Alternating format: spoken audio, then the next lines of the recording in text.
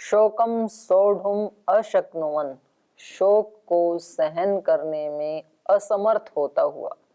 क्योंकि भाई जा रहे हैं ये समाचार तो पहले ही मिल गया था, अब सीता माता भी साथ जा रही हैं तो ये तो इनका शोक डबल हो गया लक्ष्मण का। तो इसलिए कहा शोकम सोढ़ुम अशक्नुवन, इस शोक को सहन करने में असमर्थ होते हुए वाष्प पर्याकुल मुखः, आंसुओं से भरा हुआ है मुख जिसका, ऐसे श्री लक्ष्मण ने इन दोनों के इस संवाद को सुनकर भ्रातु चरणौ गाढ़म निपीड्य रघुनंदनः, उस अपने भाई श्री रघुनंदन के पैरों को अच्छे से टाइट से पकड़ करके कि पैर छोड़ूंगा नहीं जब तक आप मेरे को आज्ञा नहीं दे देंगे, इसलिए कहा गाढ़म निपीड्य, बहुत गाढ़, टाइट करके, मतलब क्या कहेंगे उसको, बहुत गाढ़ से कसकर पकड़ना हिंदी में बोलते हैं। कसकर अपने भाई के पैरों को पकड़ लिया उन्होंने और कहा सीताम उवाच अति यशा राघवम च महाव्रतम, और उन दोनों को अति यशा सीताम और महाव्रतम राघवम च उवाच, अत्यंत यशस्विनी सीता माता को और महाव्रती श्री राम को उन्होंने ये शब्द कहे। क्या कहा वो अगले श्लोक में बता रहे हैं। यदि गंतुम कृता बुद्धिर्वनम मृग गजायुतम अहम त्वानुगमिष्यामि वनम अग्रे धनुर्धरः।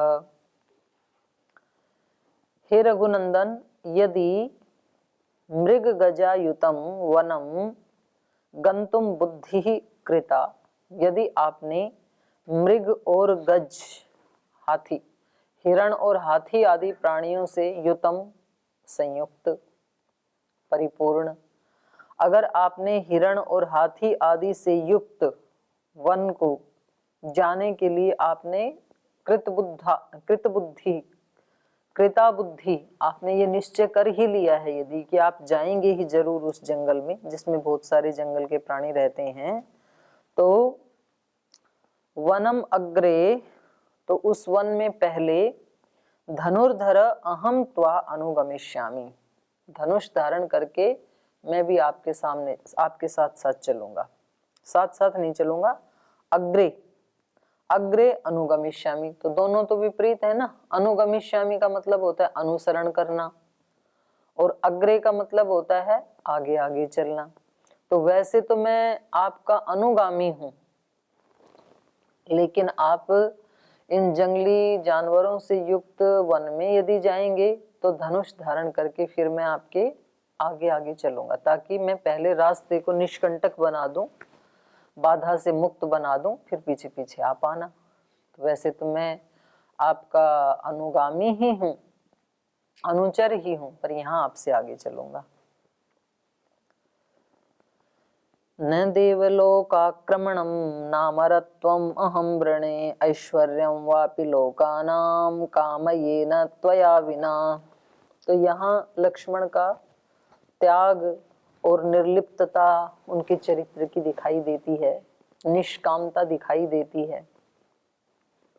तो ये भी बहुत बड़ा मार्ग है, सेवा का जो मार्ग है, और सेवा के मार्ग में ये चीजें बहुत बेसिक मानी जाती हैं। उस व्यक्ति के अंदर त्याग होना चाहिए, निष्कामता होनी चाहिए, निर्लिप्तता होनी चाहिए। अगर थोड़े से प्रलोभन में जो व्यक्ति बिकने को, झुकने को, रास्ता बदलने को तैयार हो जाता है, उस व्यक्ति को कदापि सेवा का मार्ग नहीं अपनाना चाहिए, क्योंकि वो तो बेसिक उसकी योग्यताएं भी पूरी नहीं कर पा रहा है। जिस व्यक्ति को सेवा के मार्ग पे चलना है, जिस व्यक्ति को श्री हनुमान जी का अनुसरण करना है, भीष्म पितामह का अनुसरण करना है, और जितने भी हमारे योगी महापुरुष हुए उन सब ने सेवा का मार्ग अपनाया, योग अध्यात्म के मार्ग का पथिक बनना है, तो उसके लिए ये बेसिक जरूरत है। उस व्यक्ति को कैसा होना चाहिए, निष्काम, कोई कामना नहीं होनी चाहिए उसके अंदर, नहीं तो उस व्यक्ति के अंदर अगर ये विचार आ गया ना, जी इसको तो इतना मिल गया था तो हमें क्यों नहीं मिला यहाँ पे, तो वो व्यक्ति इस मार्ग पे चलने के लिए मौलिक बेसिक जो योग्यता है वो भी पूरी है नहीं। तो उसको जान लेना चाहिए कि इस रास्ते पे मुश्किल ही टिक पाएगा फिर, क्योंकि कामनाएं हैं। किसको क्या मिल रहा है उससे आपको क्या लेना देना है। आप तो अपना मार्ग देखें, आपका मार्ग कैसा है, त्याग का है, तपस्या का है, निष्कामता का है, निर्लिप्तता का है। लक्ष्मण को तो बहुत कुछ मिल सकता था यहाँ पे, क्योंकि श्री राम जा रहे हैं, भरत शत्रुघ्न अभी यहाँ हैं ही नहीं, लेकिन इनका पूरा एक क्लियर है इनका कि मेरे जीवन का लक्ष्य क्या है, श्री राम का अनुसरण करना। ये श्री राम की महानता को पहचानते हैं बचपन से ही। तो एक बार जब निश्चय किया कि मेरा जीवन इनका अनुसरण सेवा के लिए, तो फिर वो व्यक्ति इधर उधर नहीं देखता है। तो उस व्यक्ति को बहुत कुछ मिलता है, फिर अदृश्य मिलता है उस व्यक्ति को। हनुमान जी ने एक बार निश्चय किया मेरा जीवन किसके लिए, श्री राम की सेवा के लिए। और ऐसा थोड़ी कि वो अयोग्य थे जी, बोले भाई सेवा वर्ग में जो है वो तो अयोग्य हैं तो उनको तो सेवा करनी पड़ेगी, ऐसा मान लेते हैं कुछ लोग। ऐसा नहीं है, सबको सेवा ही करनी पड़ेगी, इसलिए सेवा वर्ग सबसे महान है। क्योंकि पढ़ाई लिखाई करके भी क्या करनी है, सेवा। धन ऐश्वर्य कमा के भी क्या करना है, सेवा। योग अध्यात्म की सिद्धियां प्राप्त करके भी क्या करना है, सेवा। सेवा धर्म परम गहन, सबसे महान धर्म है सेवा धर्म। तो हनुमान जी कोई अयोग्य व्यक्ति थोड़ी थे। कैसे थे, विद्यावान, गुणी, अति चातुर। चातुर मतलब निपुण, सामान्य निपुण नहीं, अति निपुण थे। और विद्यावान थे, पढ़े लिखे थे, वैयाकरण थे, दार्शनिक थे।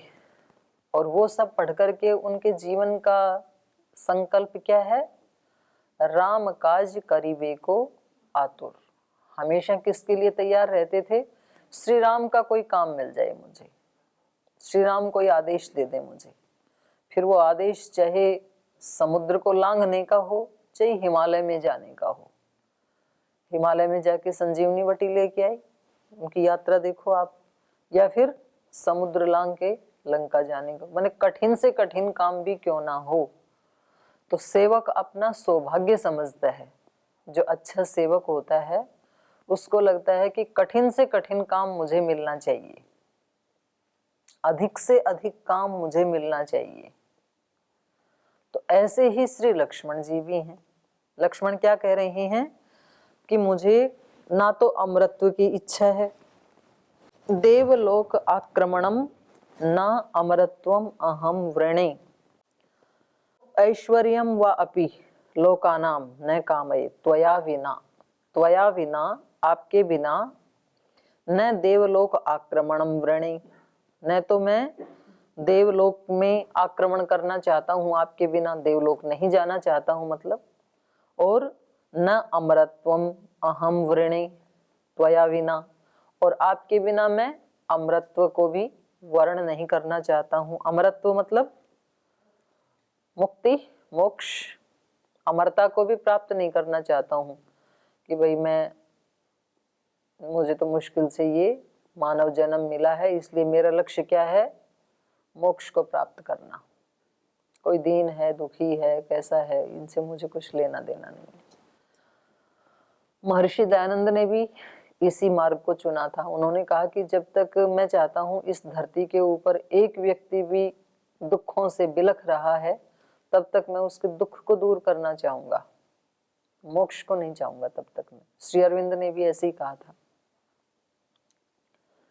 मोक्ष तो मेरा अपना व्यक्तिगत साधना का परिणाम है ना, वो तो मैं कभी भी कर लूंगा, लेकिन पहले मुझे क्या करना है, अगर मेरे अंदर वो योग्यता पात्रता है तो मुझे इस मानवता को बाहर निकालने के लिए यत्न करना है, उनकी सेवा करनी है मुझे।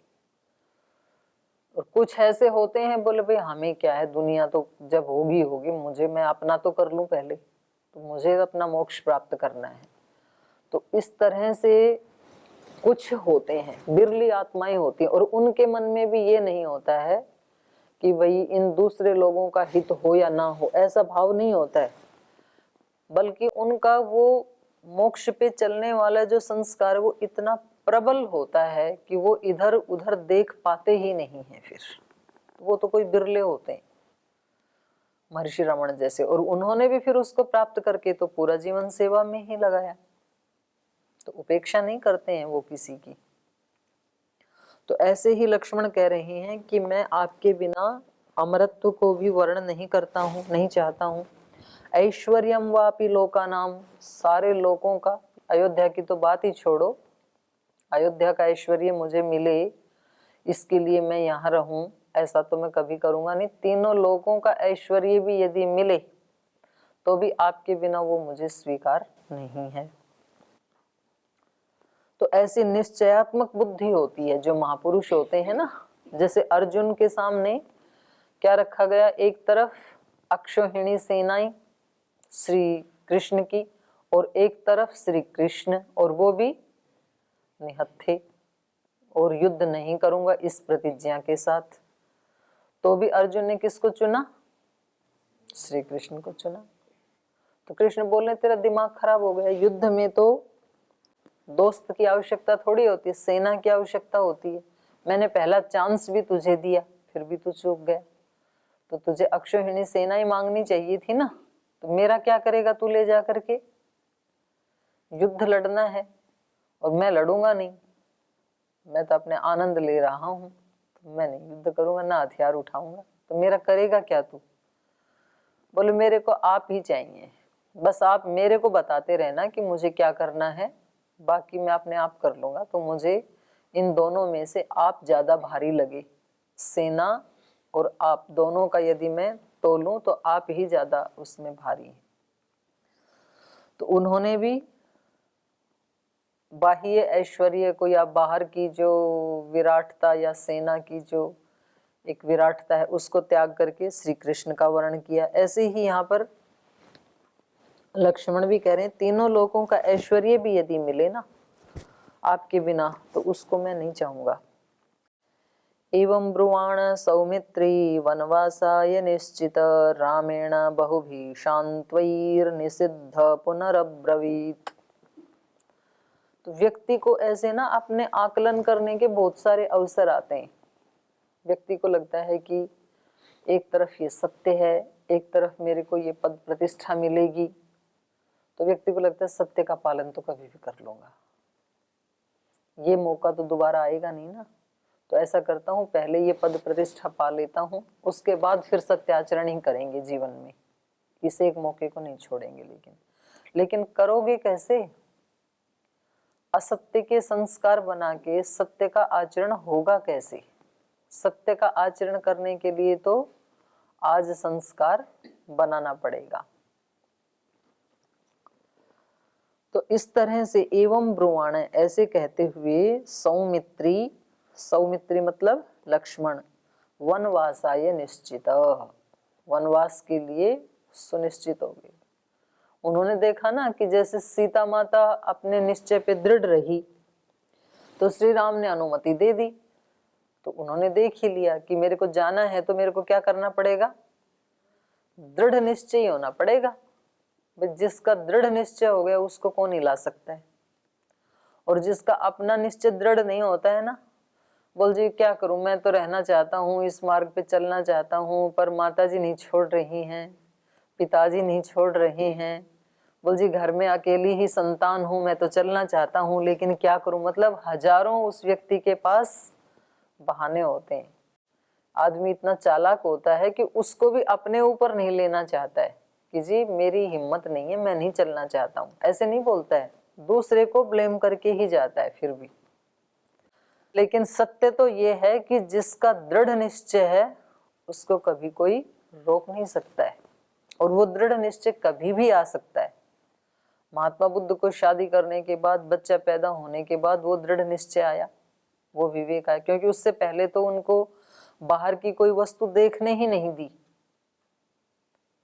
कपिल वस्तु में गए ही नहीं ना वो। पहले तो उनके पिता को जन्म के समय ही कह दिया था कि इनको बाहर की किसी भी चीज से बचा के रखना, नहीं तो अगर इन्होंने बाहर का कोई भी दृश्य देखा, कोई बाहर की ऐसी घटना देखी, ये साधु बन जाएंगे। तो अब उनके पिता ने भी सोचा अब तो शादी हो गई, बच्चा हो गया, तो अब तो ये मोहमाया में घिर गए, तो अब कहीं भी जाएं। तो इसलिए बाद में ध्यान नहीं रखा उन्होंने, पहले तो रोक के रखा, पहले तो बाहर नहीं जाने दिया महल से। लेकिन संस्कार तो आलंबन को प्राप्त करके कभी भी उद्बुद्ध हो सकते हैं। तो उनके जो वैराग्य के संस्कार थे, वो रोगी को, डेड बॉडी को, सन्यासी को देख करके तुरंत ग्रहणशीलता जो होती है ना व्यक्ति की, अलग अलग होती है सब में। संस्कार हम सब में होते हैं, सब तरह के। लेकिन कुछ संस्कार ऐसे होते हैं कि उस विषय की ग्रहणशीलता तो तुरंत हो जाती है और दूसरे वाले की तुरंत नहीं होती है। जैसे जिस व्यक्ति में भोग के संस्कार ज्यादा हैं और योग के संस्कार कम हैं, वो व्यक्ति कहीं भी बाहर जाएगा, मार्केट जाएगा, इधर उधर जाएगा, कोई प्रलोभन सामने आएगा तो वो तुरंत उस वाले को पकड़ लेगा, इस वाले को फिर भूल जाएगा। ये दब जाएंगे उसकी। नष्ट नहीं हुए हैं ये भी, लेकिन वो अभिभव हो जाएगा उनका। जिस व्यक्ति में योग मार्ग के संस्कार ज्यादा हैं और बाई चांस उसको कभी इधर उधर जाना पड़ा, कोई ऐसा कुछ दृश्य दिखा, कोई शब्द सुना, वो उसके ऊपर प्रभाव नहीं डालेगा। वो सुनेगा और वहां से निकल के आ जाएगा, क्योंकि इसके ये वाले संस्कार ज्यादा प्रबल हैं। 3 तरह की ग्रहणशीलता होती है, एक सामान्य कोटि की, एक मध्यम कोटि की, एक उत्तम कोटि की। सामान्य कोटि की ग्रहणशीलता देखनी है तो पत्थर को अग्नि में डाल दो, अग्नि के पास लाओ पत्थर को, तो कितने दिन में अग्नि रूप हो जाएगा, कितने घंटों में? पत्थर बहुत टाइम लगेगा ना। गर्म तो होगा अग्नि पर, कितनी अग्नि जलानी पड़ेगी आपको, तब कहीं जाकर के वो गर्म होगा। तो ये सामान्य ग्रहणशीलता है। और लकड़ी को लाके अग्नि में डाले तो थोड़ी देर में अग्नि रूप हो जाएगी, तुरंत जल जाती है ना। तो ये उससे उत्तम कोटि की ग्रहणशीलता है। और उससे भी उत्तम कोटि की ग्रहणशीलता है बारूद में। बारूद को पास लाओ तो धमाका कर देगी, थोड़ी चिंगारी काफी है, अग्नि में डालने की जरूरत नहीं है, दूर से ही पकड़ लेती है ना। और उस अग्नि को कितने गुना ज्यादा कर देगी, कई गुना ज्यादा मल्टीप्लाई कर देगी वो। तो ये सर्वोत्तम कोटि की ग्रहणशीलता है। तो कुछ साधक कैसे होते हैं, महात्मा बुद्ध के अंदर जो अध्यात्म की ग्रहणशीलता है वो कैसी है, बारूद जैसी है। उसको थोड़ा सा इशारा बहुत है, बस एक शब्द को लेकर के वो व्यक्ति पूरे जीवन को ही बदल देता है। एक शब्द कभी किसी का कहीं सुना, किसी सत्संग में, किसी शास्त्र में, किसी पुस्तक में, किसी गुरु के मुख से, और बस फिर पूरा जीवन वैसा हो गया। यह है सर्वोत्कृष्ट कोटि की ग्रहणशीलता। और एक हमारी है मध्यम कोटि की ग्रहणशीलता। रोज रोज अच्छे अच्छे शब्द बताते रहो, मोटिवेट करते रहो, तो फिर तो जीवन ठीक ठाक चलता है। और 5, 7, 10 दिन यदि पाठ बंद हो जाए, ना बताएं, तो फिर वहीं के वहीं फिर आ जाते हैं, फिर वही त्रुटियां फिर होने लगती हैं। रोज चलता रहे तो प्रतिकूलताएं आती हैं, उनको ओवरकम कर जाते हैं हम। ये मध्यम कोटि की ग्रहणशीलता है। और एक इतनी सामान्य कोटि की है कि उसको पहली बात तो सत्संग सुहाता नहीं, वो सत्संग में जाता नहीं, सत्संग की क्लास में भी जाता नहीं, और जबरदस्ती ले आए तो ऐसी जिद करके बैठता है कि मेरे अंदर एक अक्षर आप घुसा के दिखाओ। कैसे दिखाओगे? तो ये कई तरह की ग्रहणशीलताएं होती हैं। तो लक्ष्मण की भी ग्रहणशीलता कैसी है, अति तीव्र कोटि की। उन्होंने देख लिया सीता माता का काम कैसे बना, बस उसको पकड़ लिया, बोले इसको दृढ़ निश्चयी रहो इस मार्ग में, तो फिर श्री राम को ले जाना ही पड़ेगा। एवं ब्रुवाण सौमित्री वनवासाय निश्चितः रामेण बहुभिः शान्त्वैर्निषिद्धः पुनरब्रवीत्। इस प्रकार से बोलते हुए कहते हुए कि मैं आपके बिना तीनों लोकों का ऐश्वर्य भी नहीं चाहता हूँ, मोक्ष को भी नहीं चाहता हूँ, कोई भी बड़े से बड़ा प्रलोभन मेरे सामने आए उसको भी नहीं चाहता हूँ, केवल आपकी सेवा करना चाहता हूँ, केवल आपका अनुसरण करना चाहता हूँ। ये ग्रहणशीलता जिस शिष्य में होगी कि मुझे केवल अपने गुरु के व्रत का अनुसरण करना है, संसार की कोई बड़ी से बड़ी प्रलोभन शक्ति मुझे डिगा नहीं सकती है, वो बहुत आगे जाएगा, भले ही उसको अक्षर कम आते हों या ज्यादा आते हों। और जो थोड़ी सी बात के ऊपर ही छिटक जाएगा उसका जीवन बिखर जाएगा। तो ऐसे कहते हुए इन्होंने वनवासाय निश्चित, वनवास के लिए निश्चय कर लिया कि मुझे वनवास जाना ही है। रामेण बहु भी शांत्वई, बहुत प्रकार से श्री राम ने उनको सांत्वना देने की कोशिश की कि भाई ऐसे थोड़ी होता है, पहले तो मेरे को अकेले को ही जाने से दशरथ को कितना कष्ट है, फिर सीता भी साथ तैयार हो गई और अब आप भी तैयार हो रहे हो, तो पीछे घर वालों का ध्यान कौन रखेगा? भरत भी है नहीं, शत्रुघ्न भी है नहीं यहाँ पे। तो काफी उनको समझाया लक्ष्मण को। रामेण बहु भी शांत्वई निषिद्ध पुनः अब्रवीत, लेकिन उन सब का निषेध कर दिया लक्ष्मण ने, क्योंकि जिस व्यक्ति का निश्चय दृढ़ होता है वो फिर ये सारी बातें सुनता नहीं है, दृढ़ निश्चय। और एक बार जो दृढ़ निश्चय है उसको फिर कभी भी व्यक्ति को ढीला नहीं पड़ने देना चाहिए, ढीला भी पड़ जाता है। एक बार तो आप लोगों को घर से आने के लिए सब माता पिता रिश्तेदार मित्र मंडली ये वो सब ने रोका ही ना, किसी ने भी आने की अनुमति ऐसी थोड़ी देते हैं राजी राजी। एक बार तो आपने उन सब के निर्णयों को निषिद्ध कर दिया, नहीं हम नहीं मानेंगे, हमें इसी मार्ग पे चलना है। तो फिर वो तब तक वो निर्णय और वो दृढ़ता और वो निश्चितता रहनी चाहिए जब तक कि लक्ष्य ना मिल जाए। जब तक मिले ना लक्ष्य अनश्वर, राही पथ पर चलते रहना, मेरे दीपक जलते रहना। कल मना रहे थे ना स्वामी विवेकानंद जयंती, उनका एक प्रसिद्ध वाक्य है, उठो जागो और तब तक राह पर चलते रहो जब तक कि मंजिल ना मिल जाए। तो उठो जागो का मतलब क्या है? एक बार जागरूक हो जाओ कि हम मनुष्य हैं और हमारी मंजिल क्या है, लक्ष्य क्या है, और एक बार तय कर लिया तो अब तब तक इसको फॉलो करते रहना, इस मार्ग को, जब तक आपको लक्ष्य ना मिल जाए। अर्थात सतत साधना, अखंडित साधना, खंडित नहीं होनी चाहिए, पल भर के लिए भी रुकना नहीं है, विश्राम नहीं, आराम नहीं, चरैवेति चरैवेति, अखंड प्रचंड पुरुषार्थ। तो लक्ष्मण भी ऐसे ही हैं, इन्होंने बहुत इनको समझाया लेकिन निषिद्ध पुनः अब्रवीत, उन सब का निषेध करके श्री राम को मना करके इस प्रकार के वाक्य उन्होंने कहे। अनुज्ञातश्च भवता पूर्वमेव यदस्यहं किमिदानीं पुनरिदं क्रियते मे निवारणं, ततो ब्रवीत् महातेजा रामो लक्ष्मणमग्रतः स्थितं प्राग्गामिनं वीरं याचमानं कृताञ्जलिं, स्निग्धो धर्मरतो वीर सततं सत्पथे स्थितः, प्रिय प्राण समो वश्यो भ्राता चापि सखा च मे, मयाद्य सह सौमित्रे त्वयि गच्छति तद्वनं, को भरिष्यति कौसल्यां सुमित्रां वा यशस्विनीं, तामार्यां स्वयमेव हे राजानुग्रहेण वा, सौमित्रे भर कौसल्यां मुक्तम् अर्थम् इमं चर। लक्ष्मण थोड़ा सा चालाकी कर रहे हैं, करें अनुज्ञातश्च भवता पूर्वमेव, आपने तो पहले ही मेरे को आज्ञा दे दी है, किम इदानीं पुनः इदम क्रियते मे निवारणम, अब मेरा निवारण क्यों कर रहे हो? आप तो पहले ही मुझे आज्ञा दे चुके हैं। कहाँ आज्ञा दे चुके हैं?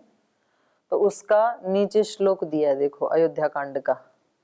भ्रातृपुत्र समौ चापि द्रष्टव्यौ च विशेषत त्वया भरत शत्रुघ्नौ प्राणैः प्रियतरौ मम।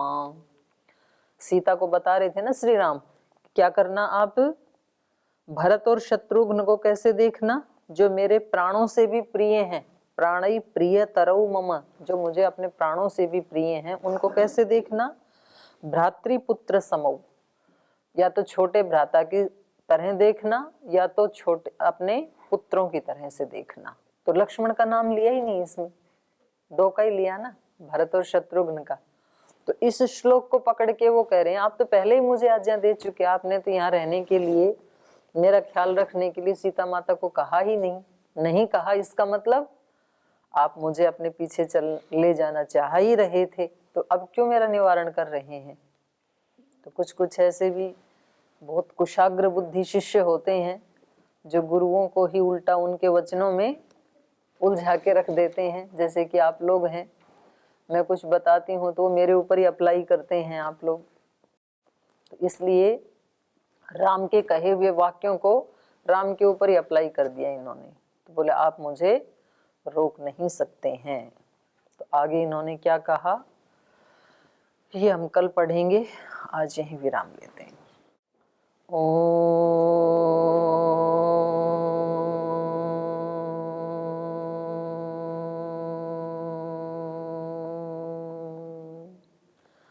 शांति शांति शांति। श्री गुरुभ्यो नमः।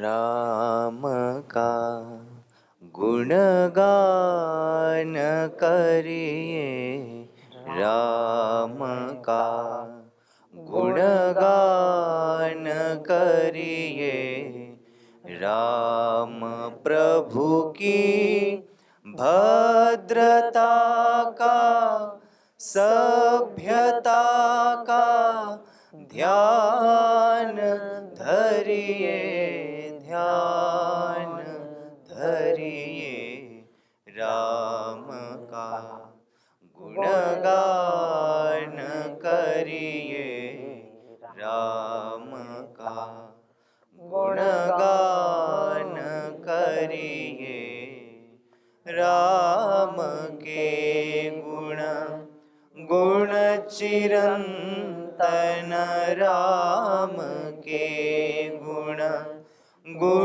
चिरंतन, राम गुण सुमिरन रतन धन, राम गुण सुमिरन रतन धन, मनुजता को कर विभूषित, मनुज को धनवान करिए, ध्यान धरिए, राम का गुणगान करिए, राम का गुणगान करिए, राम का गुणगान करिए, राम।